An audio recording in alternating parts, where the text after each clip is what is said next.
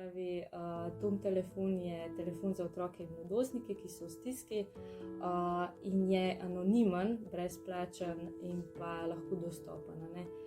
To pomeni, da se lahko na nas obrne kdorkoli, tudi s katerokoli težavo, ne. Je splošen telefon.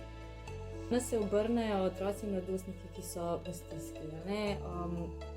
In v bistvu vidimo koristnost telefona predvsem v tem, da jim ponudimo neko podporo, neko čustveno stabilizacijo in pa da tudi v bistvu vidijo svoj problem kot manjši in lahko v bistvu tudi na podlagi tega iščejo rešitve, da bi ta problem rešili.